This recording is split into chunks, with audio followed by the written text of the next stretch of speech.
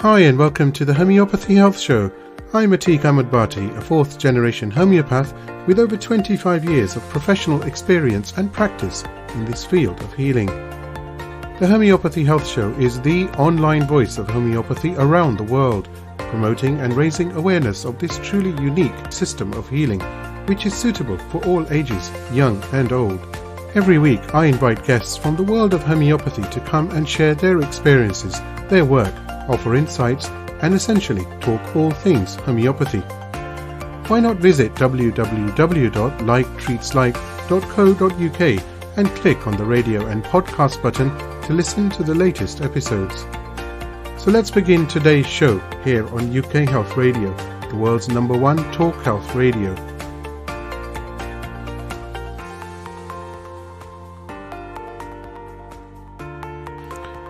My guest on today's show is Mary Greensmith, who is the founder of an acute homeopathic platform called Homeopathy 247, which provides access to a qualified homeopath wherever you are in the world for emergencies and acute conditions, 24 hours a day, 7 days a week. Mary is also a podcast presenter and hosts the Homeopathy 247 podcast. Mary Greensmith, founder of Homeopathy 247, a homeopath, well-travelled homeopath, I must say. It's a great delight for me to have you on my podcast, podcaster to podcaster, I suppose. Thank you so much for joining me today. It's an absolute pleasure. Thank you very much for having me. I have so many questions for you, but where shall we start? I think the best place we could start is possibly your journey to homeopathy and what led you towards becoming a homeopath, your interest? Okay. Yes, I actually came to homeopathy quite late in life, having used homeopathy for animals much earlier in my life. I didn't really associate homeopathy for people until much, much later. And it was whilst I was living in Cornwall that I started working with herbal remedies and different things in a clinic that I was helping in.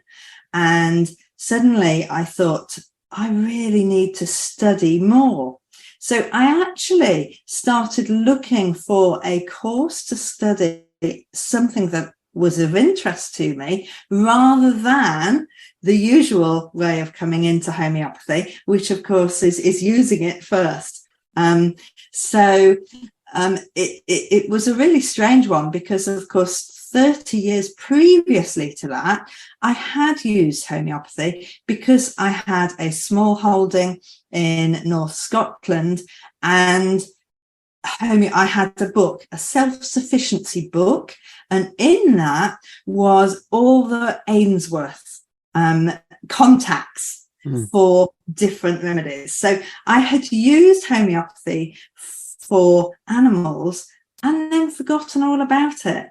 So when I rediscovered it, I was absolutely over the moon. And I think a lot of homeopaths say, don't they, once they find it, it's like coming home. It's like finding the thing that really fits with you and all of your ethos. It's so very true what you've said, and it's almost like a calling. So many homeopaths I've had on the podcast have said it's almost like a calling, and it's being in the right place at the right time, or in fact, even in the wrong place, but at the right time.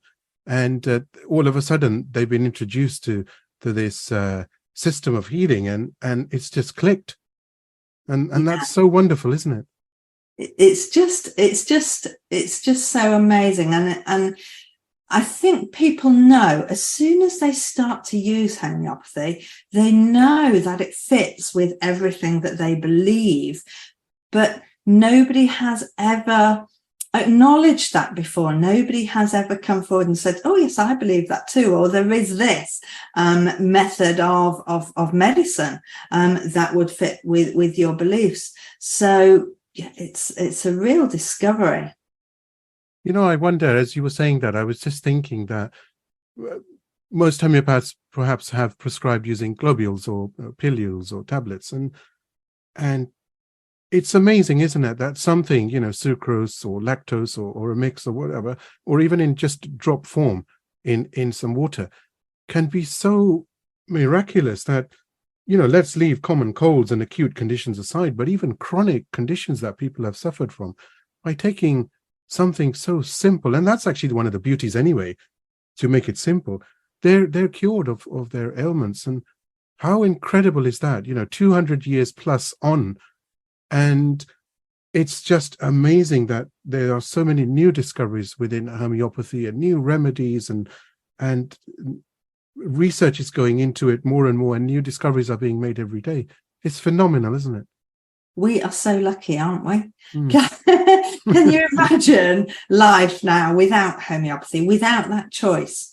I'm so thankful that I have found it, it has found me, and we live in this day and age where it's easy for us to have homeopathy and contact with homeopaths and so much learning.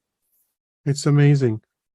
Mary, there's something very important that you mention in your bio, and I quote, "When I was 21, I found a little small holding in North Scotland and moved into the mountains to learn more about living from the land. I have a strong pull towards self-care and self-sufficiency. I wanted to learn how to live life without all the trappings of modern-day culture." I find that fascinating because 21 is a relatively young age.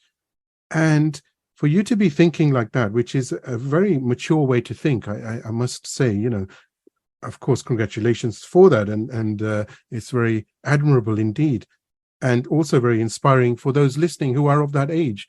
But what was that pull that wanted you to become so connected with being self-sufficient? That's such a good question. I wish I'd known you when I was 21, because my family thought I was absolutely crazy. In fact, I don't think that anybody really understood what I was doing or why I was doing it. And I certainly didn't know anybody that was doing it. I didn't come from farming stock. I didn't come from,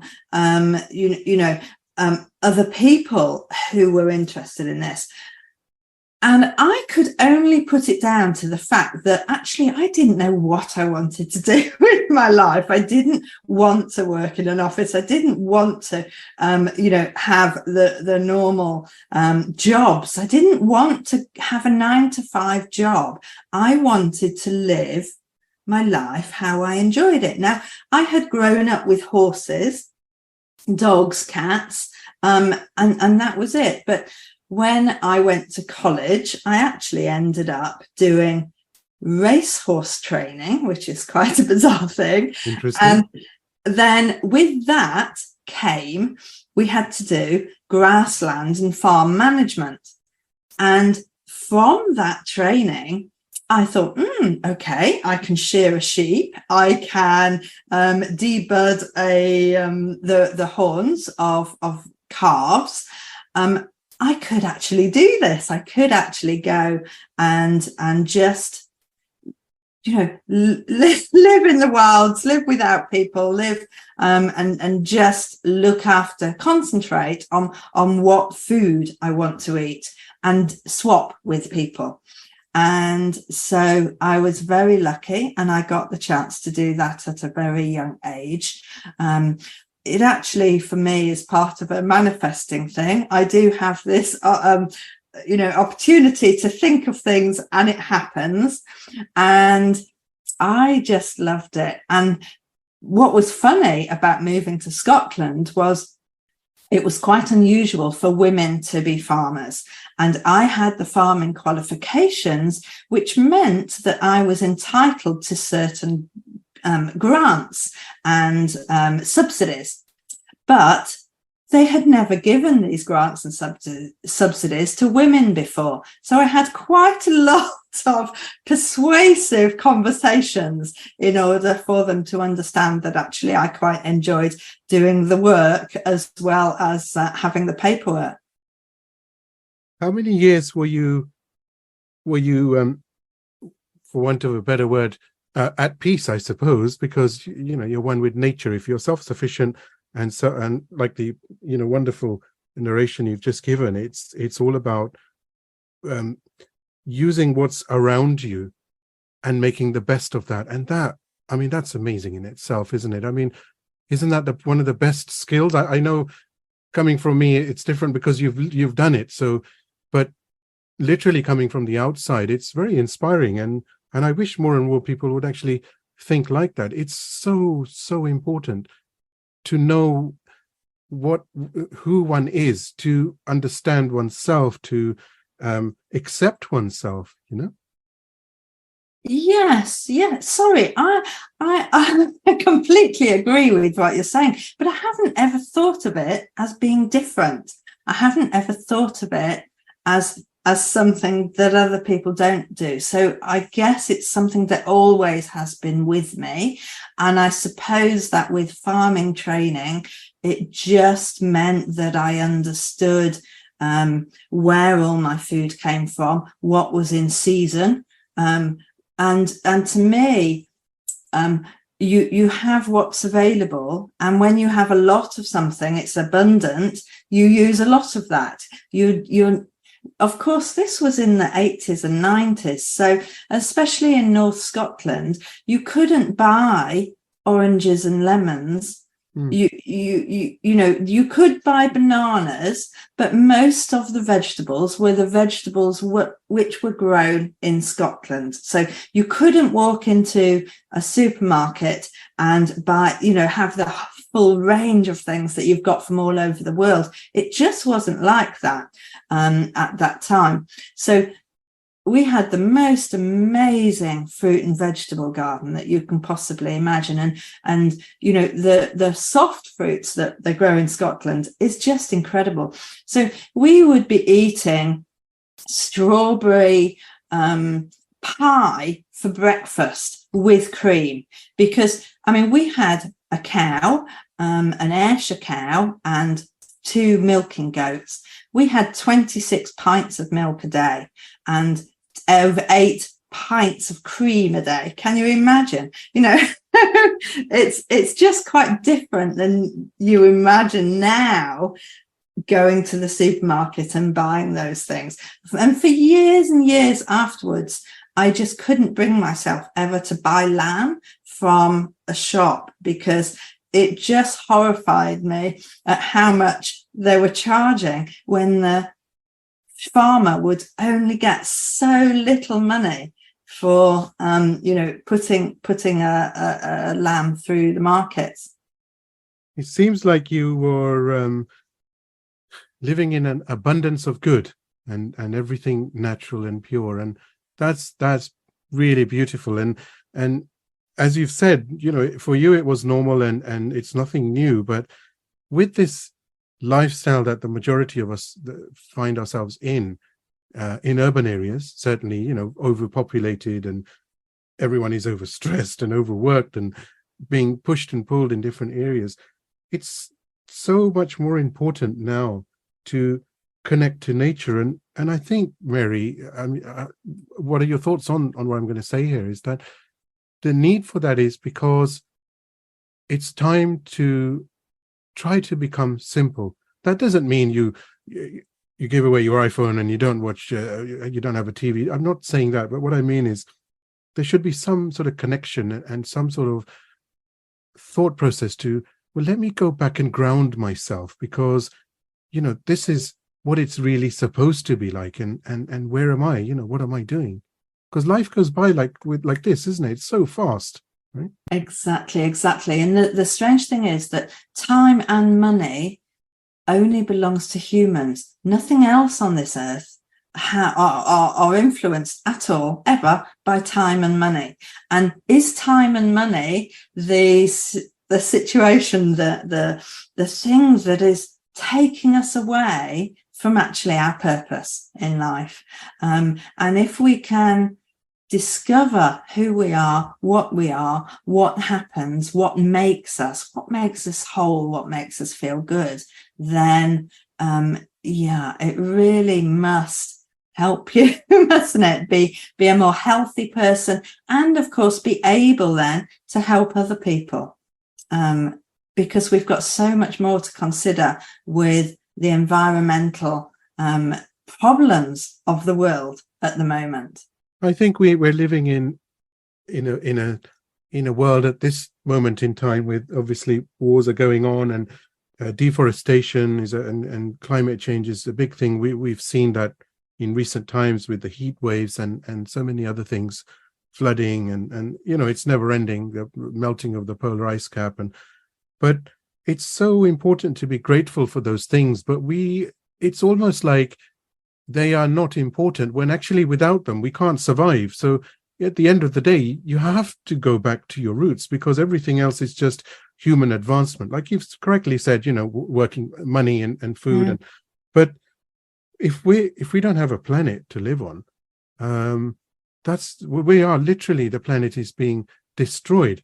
It's being destroyed, and it's us. It's our fault. We're the ones who are negligent and not giving the due respect to creation and to people, to one another. Everyone's out for their own interests, and I digress. So I do apologize, but the listeners know I go off on a tangent, and here we go. I'm off on one, but it's so important not to leave your roots, because the roots are what make you. Yes, absolutely. And the world we live in is our world. And if we're not going to love it and care for it, who is? Absolutely. There's been some research, which you're probably aware of very recently, that talking to plants actually does have a benefit to them, to their health. And this research has been going on for years, of course, but recently it's been a bit more, let's say, out there, in the news. And when, let's say, now King Charles III, but at that time he was Prince Charles, when he mentioned this in the 80s, it was like almost like nonsensical. But how true it is, just to love, just to give love. And it's, I don't want to make it sound like cheesy, but it's so very important. There must be a reason why we talk about love for each other, love for creation, love for the planet, because it means something. There's a positive energy in those 4 letters, isn't there? Love. Yeah, absolutely. And yes, plants and livestock, and for us as well, that communication, I think, just helps everything. It's so important for us to love ourselves as well as other people, other animals and plants as well. Yeah, definitely. It does sometimes make me wonder, well, doesn't everybody do that? This takes us nicely on to you living on a boat. And I've read that you spent a number of years living on a boat and also working.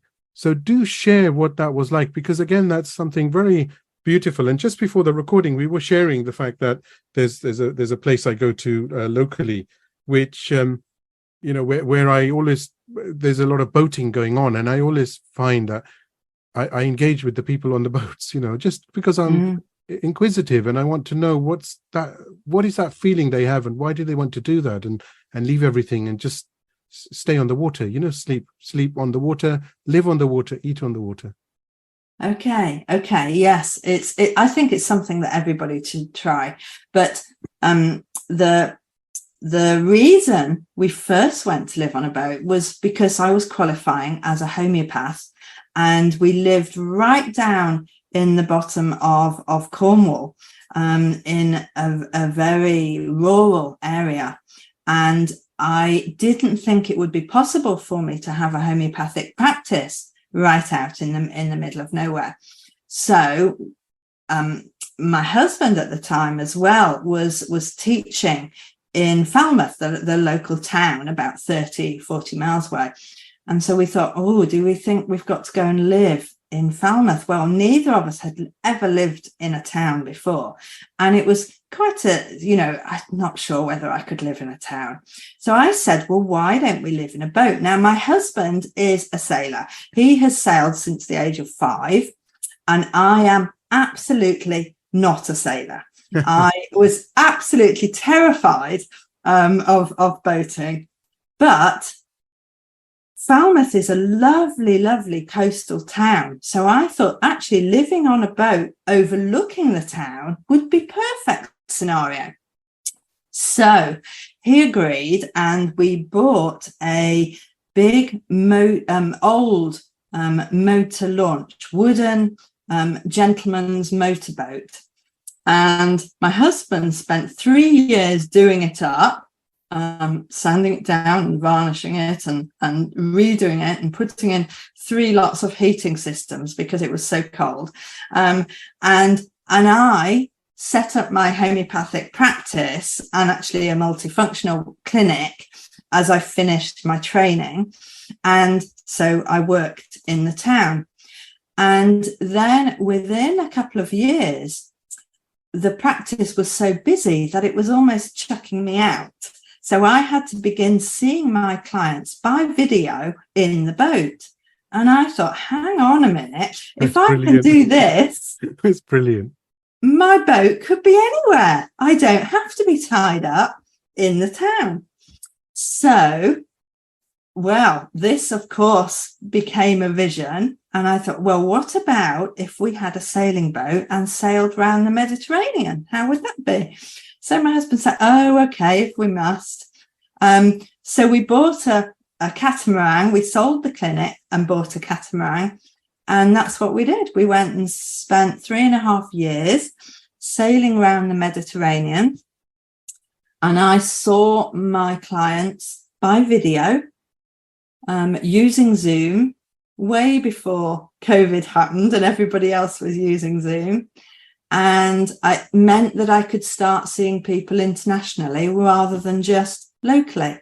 And my clinic really took off and was busy. So it was a fantastic opportunity. It was my husband's job to make sure that we always had internet and we always had food and water. So that was his job, and that kept him very busy making sure that happened. But actually, Greece is amazing. Out of the 200 islands that we visited, there were only 2 where we didn't have internet. We had a satellite system on top of the boat. We could get internet 20 miles offshore. It was brilliant. It worked a treat. That's so brilliant, honestly. I was going to ask you that when you were consulting with patients, did they ever wonder where you were? Because a boat can never stay still, right? I'm sure there's a bit of movement. There is, but we were on a catamaran, not a monohull. So we didn't tip. So the only time it was apparent, apart from me only having this much space, just a couple of foot and not being able to turn. But I set it up nicely so that it looked good.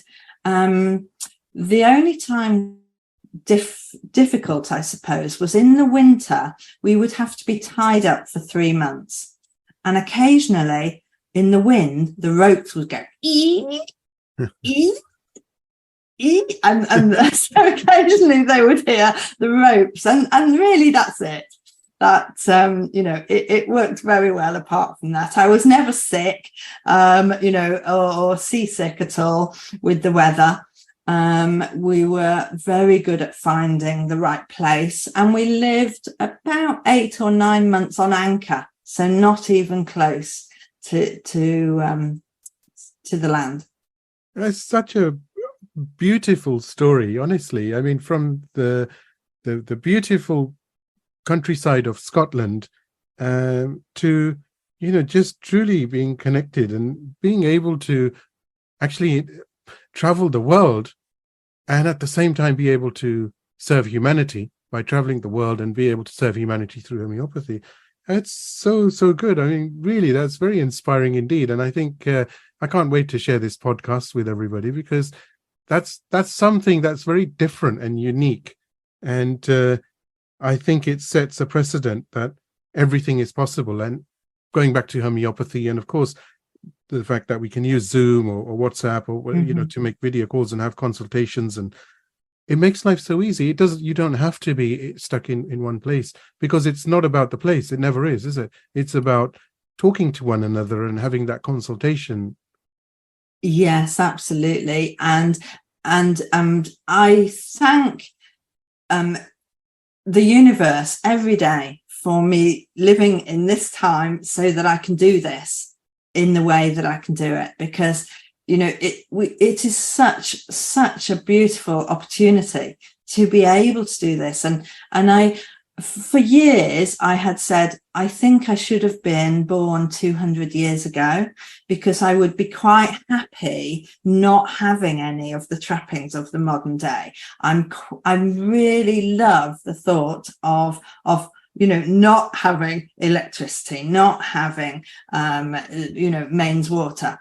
But I love having internet. I cannot deny that it makes me very happy being able to connect with other people who are interested in the same things. And I wouldn't be able to do that if we didn't have this opportunity. Absolutely. And every guest that comes to my house, after a short greeting, the first question is always, do you have Wi-Fi? I've yet to say no, because I want to see what happens, but I'm just too nice. I just say, come in, we've got it. You can share it, send them the invoice afterwards, Yes. Mary, now you did do something, again, very beautiful when you were traveling, and that was whilst in Greece, in fact. And that was to work with refugees who were stuck on the island of Samos. Now, I was talking to someone recently on one of the podcasts, and they were also talking about their work with refugees in Europe many, many years ago.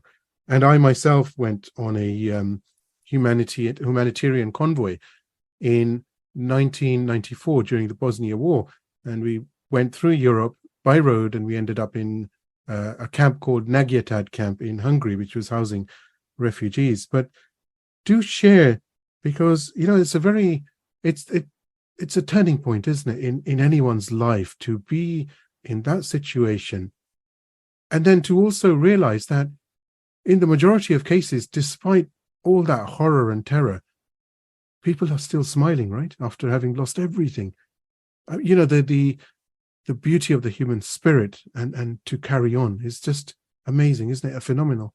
Yes, it's quite incredible. Where I was in Greece one winter was very, very close to the Turkish border, and Turkey housed 3 million refugees. And obviously Greece was a mile away, this island that I was in. So a lot of refugees would make that journey and end up in Greece. And it was very, very tough. It's very emotional, actually, just thinking about it. And I don't know, you still hear news reports now about the way that they're treating the refugees, but it's very difficult because they have very small camps, and they have the camps made for 800 people. They would be having 8,000 people. And the island would only have 3,000 people. So you can imagine the difficulty of actually this situation. And in Greece, nobody's allowed onto the camps, but the people in the camps can come out into the town. So in the town, they will set up lots of charities that would provide food and clothing and different things for the refugees. And in that situation, I was able to help in a women's group that provided food and shelter and just somewhere to be during the day, because when they went back to the camp, there might be up to 10 people in one tent, and the tent was on the side of a hill, and it was just very, very difficult for them. And it was a very humbling experience, really.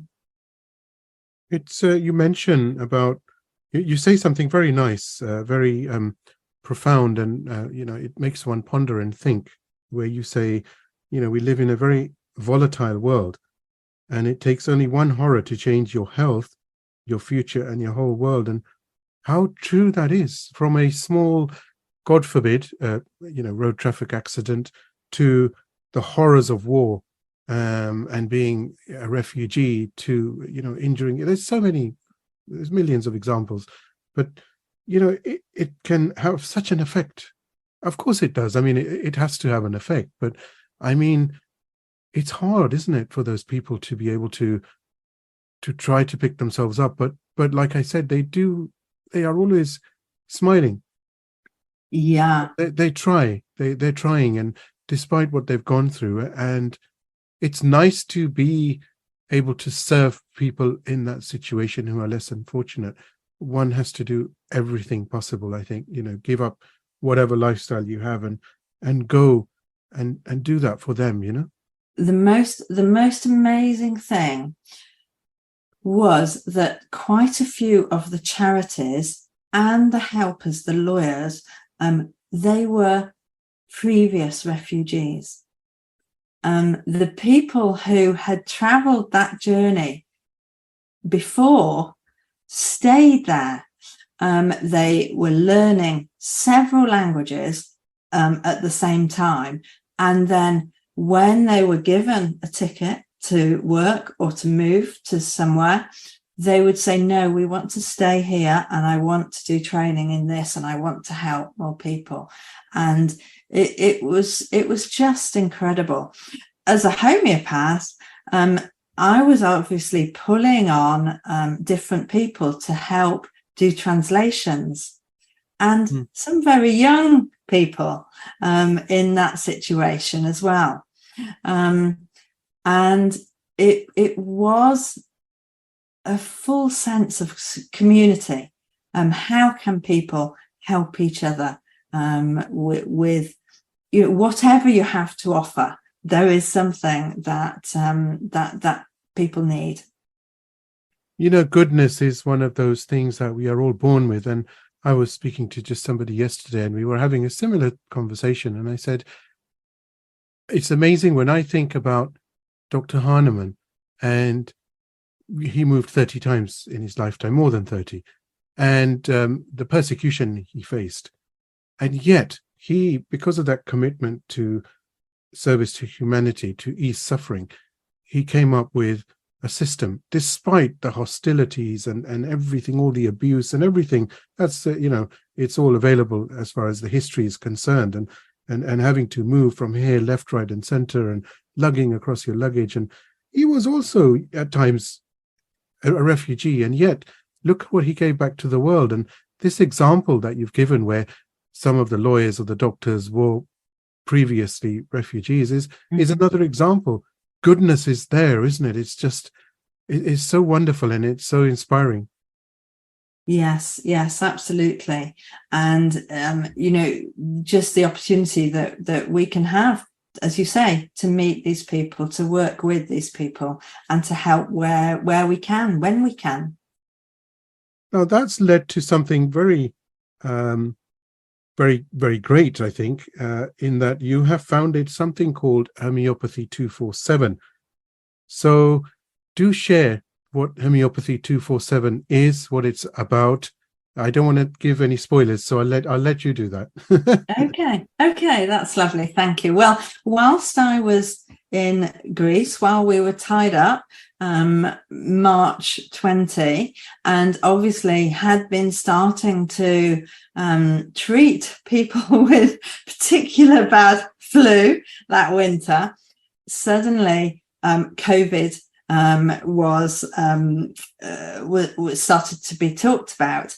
And I was wondering, well, why haven't we got an acute system? Because we're certainly going to need it now. Now, this had been something that I had been talking about for a little while, because living on a boat, it was fine for my consultations when they were planned. It wasn't so great for acute situations when I needed to talk to somebody and I hadn't got things planned and I wasn't quite available.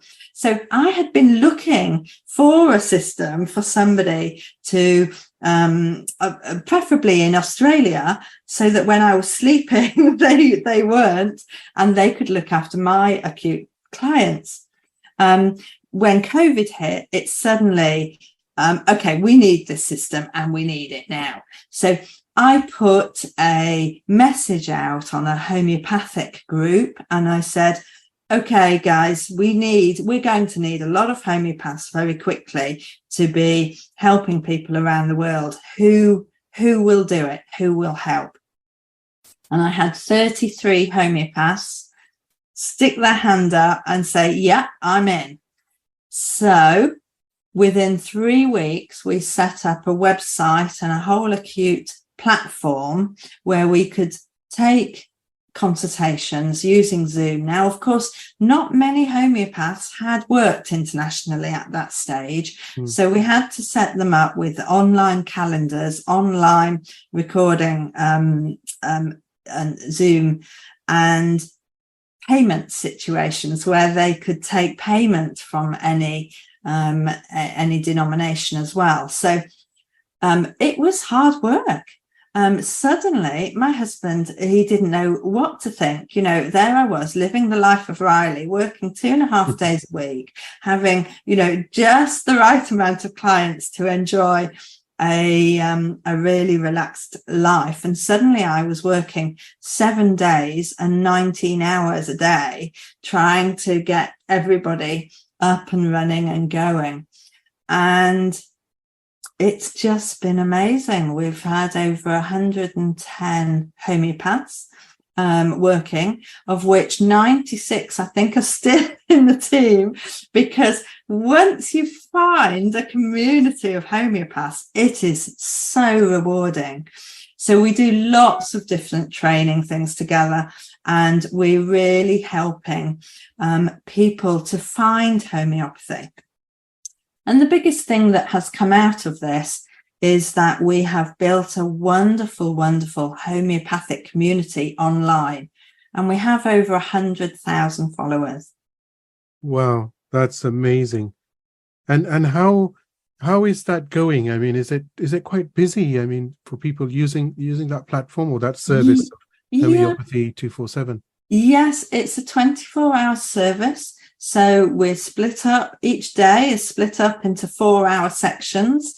We have 2 homeopaths on duty, and we have an emergency line so that other homeopaths can join up if it gets busy. And we also help homeopaths build up groups and communities in certain areas as well. So yeah, it's going great guns. The homeopaths love it, and the community are very, very grateful that it's there. And you know, it's really good for all of us. There was a time when I had to ring Homeopathy 24/7 to get help for me while I was waiting for an ambulance after an injury. So you know, you never know when you're going to need it. Fascinating. If the listeners want to find out more, or they actually are in need of a homeopath whilst they're traveling or in different parts of the world, how do they engage? How do they contact?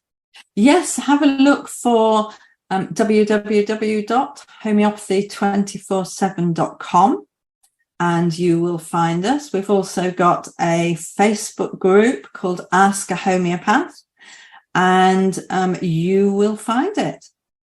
And you will see on the website there is a homeopath there on duty waiting to talk to you at any time of day or night.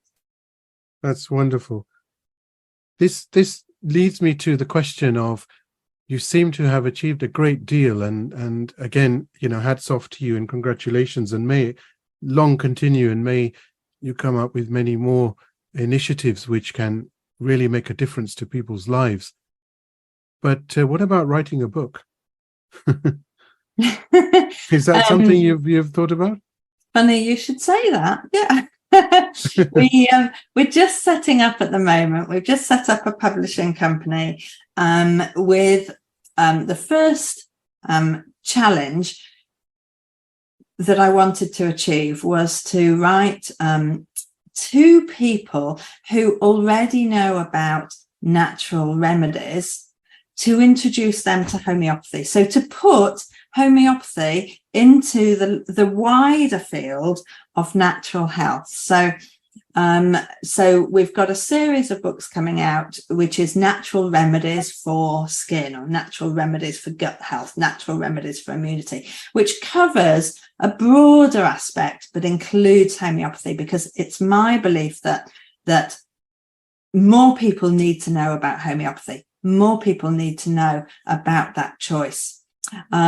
So yes, that's the start, and of course there's quite a lot there that we can go on with different books. I haven't thought about it, about my life and my adventures before, but having spoken to you about it, there's a little bit there. Well, I'm known to give good ideas on this show, even Fantastic. including a reality show as well. I mentioned to Tracy Simpson in New Zealand, who's a homeopath farmer. And I said it was just amazing the work she's doing with homeopathy on her dairy cows. And I said, why don't you have create some video reels, like a reality of wellies on the ground, literally, and what's involved, But yeah, because it makes a big difference. Like I said to you offline just before the recording, we're going to talk about this actually next, about the podcast. You yourself are a host of a podcast, and you're on my I'm very fortunate to have you on my podcast today. But it's working together, isn't it? It's creating that buzz and that drive, and giving that knowledge and sharing that wisdom and knowledge and experience and insight, because you don't know who in which part of the world is going to think, oh, I want to do that. And even if it's just one person, or it's 10, or it's 1,000,000, doesn't matter. It's the fact that, starting with one, somebody's life is going to change dramatically, and they will become very much at peace, and they will become very compassionate for humanity, and compassion leads to, grace leads to humility, and so forth, doesn't it? Being grounded is what I'm really trying to get at. It's so important. But I was going to ask you that on the platform Homeopathy 247, there's also ebooks available, which I've also had the pleasure to look through. Do tell us more about that. That's an opportunity that you're providing. Yes, absolutely. What we're doing really is hopefully introducing people to homeopathy and helping them learn a little bit more about how homeopathy can help, what sort of things it might be useful for. So when people join our Facebook groups, we want to give them the opportunity to understand what the group is about, how homeopathy can be used, the types of things that people can do themselves, the types of things they're going to need professional help with. So that's what the basis of the ebooks are about, really. It's about introducing the whole aspect of homeopathy and helping people just understand that they have got a choice in healthcare. And those ebooks, of course, are available on the website itself to download. Yes, that's right. They're free of charge. There's a whole host of information on the website. We do free webinars for people to join live. We do courses. We do the ebooks you've already mentioned, and of course the podcast now as well. Very, very. The timing was perfect, Mary, because that's the next question. Podcast. So from one podcast host to another, do share the Homeopathy 247 podcasts, which are wonderfully produced, I must say, because I have seen them, and they're very engaging and very informative. So how did that idea actually come about? Okay, so yes, our podcasts are really to just introduce our team to our audience. So, we're communicating with people quite often, but it's usually just a chat message or something else. And I just thought it would be lovely if people could actually meet some of the team and talk with them. And it really does allow people into your room, doesn't it? Ours are video as well. They're available on YouTube, and it allows people just to be wherever they are, whatever they're doing, they can up and just pick up something that they didn't know before. And that's all we're trying to do, is just help people join our community, because we have so much fun talking with other people about homeopathy. So I'm sure that's what our community wants to do as well. It's just that opportunity to connect. It really is.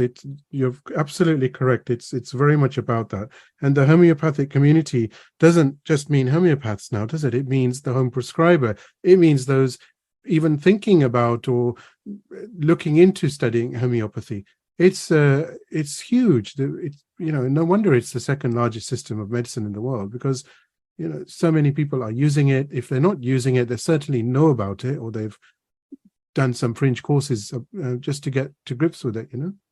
Yes, that's right. And because of the internet now, we are able to come together. And this hasn't been possible before, but I think we're seeing an explosion because of this communication. And that brilliant. Can only be good for homeopathy, can't it? Absolutely. Mary, it's been an absolute joy to have you on the podcast today. I can't wait to, should I say, I'm very